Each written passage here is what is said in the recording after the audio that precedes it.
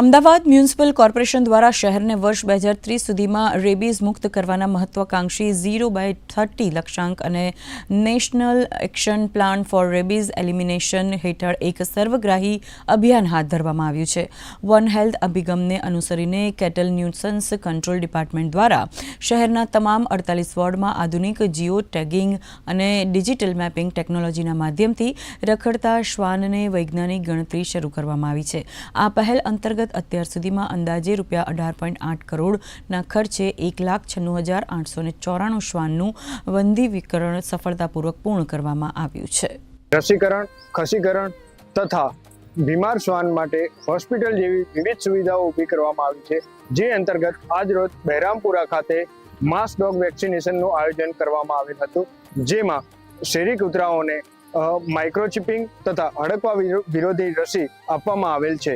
માઇક્રોચિપિંગથી તેઓનો એક digital data generate થશે, જેમાં તેઓનું એક યુનિક આઈડેન્ટિટી ઊભી થશે. તદુપરાંત તેઓને ક્યારે ક્યારે હડકવાની રસી આપવામાં આવી છે તથા હવે ફરીથી ક્યારે આપવામાં આવશે તેવી વિવિધ માહિતી ભેગી થશે. શહેરી વિભાગમાં આવેલ જે 155-300 કરોડ પર પ્રયાસ કરતા પબ્લિકે ત્યાંથી અમારા ત્યાંથી મારુતિબેન જે એમ્બ્યુલન્સ વેન જગ્યા પર જાય છે, ત્યાંથી બીમાર ડોગ લાવી અમારા હોસ્પિટલમાં એડમિટ કરીએ છીએ, જેને પ્રાથમિક સારવાર જ્યાં સુધી લાગે 2-5 દિવસ સારવાર થયા પછી જ્યારે અમે રિલીઝ કરીએ ત્યારે એને એન્ટી રેબીઝ અને ચીપ લગાવી અને મૂળ જગ્યા પર પરત છોડીએ છીએ. ભારત સરકાર દ્વારા તમામ શહેરોને 2030 સુધીમાં રેબીઝ ફ્રી સિટી તરીકે જાહેર કરવા માટેનો national action plan four rabies free city જાહેર થયેલ છે અને એની સાથે રખડતા કૂતરાઓના જે અટકાવ દર નિયંત્રણ માટેના એન્યુઅલ બર્થ કંટ્રોલ રૂલ્સ 2023 પ્રસિદ્ધ થયેલ છે.